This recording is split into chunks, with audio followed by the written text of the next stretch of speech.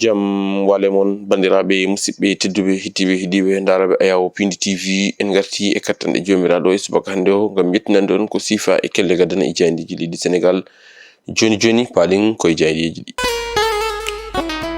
Aljuma nogas e jeegom lewru décembre hitan ujunnaje ɗiɗi e nogas e joyi ko sifa e kelle gadane e jayndiji leydi Sénégal. Eɗen puɗɗoro e jaynde L'As Quotidien kamɓe musidɓe men jayndiyankoɓe ɓe garti e jillu hoorejo leydi ndi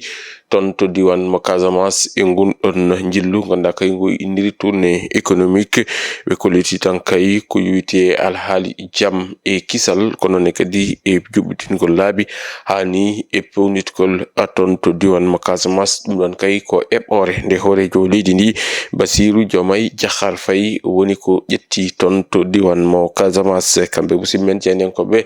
ɓe garti e on ɗon jeeyi mo ganda kay ko waɗi caggal ɓen ɗon jinnoɓe wadde den ɗon ɗalle ɗe ndewani e lawol woni ɗalle suudu suuɗoru ɓe koliti noon ko ina tolni e 12 ko kañumen kay goni ko kawri e ladial e den ɗon ɗalle ɗe ndewan lawol ɗum ko caggal ndun ɗon yolayru ganda kay waɗi ton to Joal hono no wiiri kamɓe musidɓe men jayndiyankoɓe ɓe ganda kay ko kañum woni jaynde wiyetende jaynde L'As Quotidien. ƴeewoyen jaynde L'Observateur jaynde groupe Futurs Médias nde arti e ɓen ɗon 12 ɓe ganda kay kawri e ladial wonande kay ko yuti e ndun ɗon yorayru wondu caggal nde ɓe jinno wadde den ɗon ɗalle suuɗoru ɓe kolliti noon ko ina tolni e temedere neɗɗo ola saaha kay koko majji melow hono no wiiri kamɓe musidɓe men jayndiyankoɓe ɓe ganda kay kañum woni jaynde wiyetende e jaynde L'Observateur jaynde groupe Futurs Médias nde ha joni nde arti e on ɗon debbajo jamdi mo ganda kay kañum woni sohna Aïda Diallo hono ɓe mbitande ko on ɗon entretien exclusif mo ganda kay ɓe mbaddi ɗum e mo ganda kañum woni on ɗon debbajo sohna Aïda Diallo kanko ɗon omon arta e ko yuti e haali darde makko hani e podole makko kam e pandale makko ɗum kala jayne nde arti hen o arti kadi ɗo iri ɓeɗɗon rewɓe nde cirñinto lang ɗum nene kadi jayne nde L'Observateur arti hen kono kadi jayne L'Observateur artiri e natal muɗum debbajo goɗɗo mo ganda kay juuɗe muɗum walla ni mbiyen inde muɗum ina moddi e ko yuti ala haali wargo on mo ganda kay kañum woni Aziz Dabala kam e mo ganda kañum woni Aboubacar Gano ton to Pikine Technopole no ɓe mbiri ɓe mbitande ko on ɗon debbajo biyeteɗo Nabou Leye ko kañum kay woni ko ruttiti ton to suudu dumbirdu hono no wiiri kamɓe musidɓe men jayndiyankoɓe jaynde ganda kay ko kañum woni e jaynde groupe Futurs Médias nde woni jaynde L'Observateur. ƴeewoyen jaynde Source A kamɓe noon ɓe garti e ko yuti e alhaali kippongel ndijo mo leydi Sénégal omo ganda kañum woni Abdoulaye Seydou Sow kanko ɗon suuti konguɗi e attude e nden ɗon hoolare kam e ɗaminare nde o jogi wonande kay Sénégal ma heb polgu ɗum ko yuti e ngel ɗo kawgel africain kowel o artine kadi e ngal ɗon pottal ngal ganda kay leydi Sénégal nene jogori wadde hakkude muɗum e République démocratique du Congo ɗum ɗon wonata ko ñalawma janggo ɗum koko yuti e ñalgu ɗiɗo ɓiru ɗum koko yuti e on ɗon Coupe d'Afrique des Nations o artine ɓe jayne nde kamɓe musidɓe jaynenkoɓe ɓe garti e ɓen ɗon 12 ɓe ganda kay ko kawri e ladial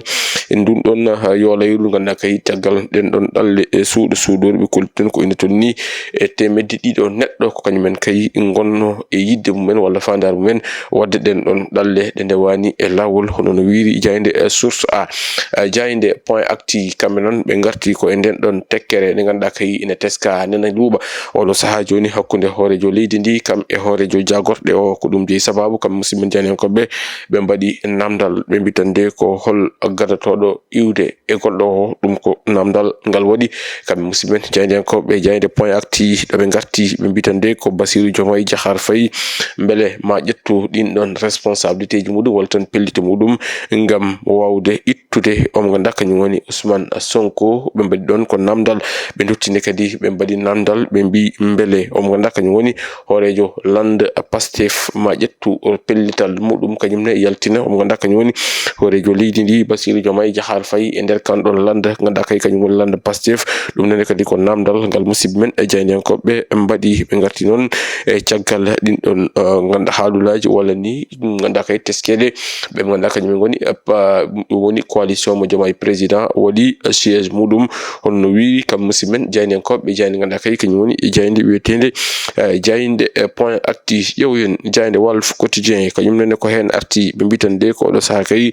kambe dido eno wayno o do sa joni koko natti weldude niyate so tawi kay hakkunde mabbe koko welno o do sa kay kam musimen jayni ko be ganda kay kany woni jayinde Walf Fadjiri be garti e on don fanno be garti ni kadi be ganda kany ngoni jaabe londa Pastef be ganda kay jonnani hay lawol gotol dum ko tiagal de kan don coalition mo ganda kay kany woni coalition mo Diomaye président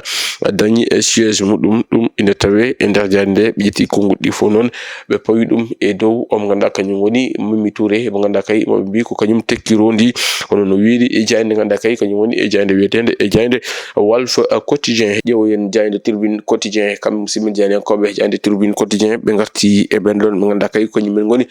temedere e capande joyo yinnobe wadde den don dalle suudo hono mbi be ko littitande ko ina tolni non e sappo dido kanyumen kay ngoni ko kawri e lajal hono no wiiri jande ganda kay kany ngoni e jande Tribune Quotidien ko dum ko tawata e jande ko yuti al hali horejo leydi ndi kam e horejo jagotde jande arti hen be gartini kadi e konguli am gonda kany ngoni gardido diine Issa Yankobe do e nder leydi Sénégal dum ko ciagalde be gonno e mawninde e nyalawma gonda kay ko nyoni nyalawma Noël dum ene tawe e jande ganda kay kany ngoni jande wetende e jande Tribune Quotidien jewoyen e jande Vox Populi kam simen jande ko be garti ko e ko yuti al hali ton to Casamance e jillu horejo leydi ngu Bassirou Diomaye Diakhar Faye be bitande wala sa kay kanko horejo leydi Bassirou Diomaye Diakhar Faye o yi tan ko bitinde e Casamance no hanirta niete be gartine kadi e mo ganda kany woni Khadija Michael Diouf ko nguri mudum ina tawe e nder jande ganda kay ko woni jande wetende jande Vox Populi ko non kadi musibe jande ko be garti e ben don sappo didi be ganda kay ko yinnobe wadde den don dalle suudo be ganda kay mbatindi ko hawrude e lajal be ko liton ko ina tonni temide dido neddo ko nyumen kay ngoni ko no e kan don lana ngam jidde yabande ton to dawlaji Europe dum ina tawe e jande ganda kay kanyum jande Vox Populi jande gindirinde Le Soleil kanyum arti ko on don mes solennel mo ganda kay gardido diine Issa Yankobe do te nder leydi Sénégal mo ganda kanyum André Gueye ko ñu wadi dum o eri mo non de sukabe walla ni de monikala artirta hekkele mudum dum ina tawe e nder jande ko na dum ko kam musime jande ko be garti ko yuti ala hali ngaynaaka be ko lit non ko ina tolni e ujunere e capande joyi nagge taw non ko nayi gita ton to ciagal leydi ko nyumen kay ngoni ko jabba e nyalawma hanki o do te nder lamar ko go do Dakar hono no wiiri kam musimen e jande ko be jew yen jayinde Direct News kambe non be gattande ko e tournée économique horejo leydi ndi Bassirou Diomaye Diakhar Faye ton to diwan mo Casamance be bitande ko horejo leydi ndi kay udditi ton sancieji mawdi on tan golle mawde hono no wiiri kam musimen jayinde ko be jayinde Direct News jayinde Rewmi Quotidien ko hen arti be bitande ko horejo leydi ndi Bassirou Diomaye Diakhar Faye lelni den don ebbore dum ko yuti ton to diwan mo Casamance be garti non e on don bilan tournée économique mo ganda kay horejo leydi ndi wadi dum ko liti e nder nder capande joyi e nayi milliard ganda kay ko nyumen ngoni padonodi e ko ina tolni non milliarduji nogas ko nyumen kay ngoni ko wuri wolo saha be ko liti non ko ina tolni e ujunare e temedde didi foyre ko nyumen kay kebno e gude e nokkuji mumen be ko liti non wolo saha ko heewi hen arti be gartine kadi e ko yuti haali din don kilometre uji carré di ganda kay wala mo ton demine dum ko ciagal den don pettoje ganda kay ne ubono e leydede de ton to diwan mo Casamance kam musimen jayne ko be jayne ganda kay woni Rewmi Quotidien arti hen jayne Rewmi Sport jayne cioftal ballinde kanyum arti ko e barode teddugal leydi Sénégal dum ko yuti on don deuxième journée Coupe d'Afrique des Nations mo ganda kay en nana wada be gatti don e bilan première journée o kam musimen jayne ko be ko leti ko ene tolni e no gasi jene logol ko nyum kay woni ko heba loggede e ko yuti e on don premier tour be gattine kadi be ko leti wonande kay din don favori ji ganda kay ko jagge mawde ganda yakare en dabin no mumen kambe kala be ko leti ko mabbe no hanirta niete hono no wiiri kam musimen jayne ko be jayde Tribune Sport be gattine kadi équipe ngendi jomo leydi Sénégal mo ganda kay ni jogol huccindirde be ganda kay ngoni équipe mo République démocratique du Congo be ko leti mo kay ko revanche tigiri wonande kay be ganda kay min ngoni équipe mo leydi Congo wala ni ko confirmation wonande équipe ngendi jomo leydi Sénégal dum non kon namdal gal wadi musimen jayne ko be Rewmi Sport jayde Tribune Sport jayde Tribune Sport kanyum nene ko hen tan arti be mitande ko choc des classiques be garti non e on don rythme mo ganda kay ko yuti e ngalon putal wala hakune leydi Sénégal kam e be ganda kanyum ngoni République démocratique du Congo kam musimen e jayne ko be garti hen dum ko yuti deuxième journée Coupe d'Afrique des Nations mo ganda kay dana wada ton to dawlaji Maroc bandirabe musibbe teddube hitibe hidibe darabe ayaw pindi TV ko dum won ko min kam no rubbe dal ko sifa e kele gadan yoga e jaandeji leydi Sénégal adi meɗen irguino jaandeji wonata ko altine soko weeli geno ɗo e nden min mbiyon jokke ɗoftare kam e rewindade programme uji ɗi Pindi TV Allah jarama on jarama aljuma mubarak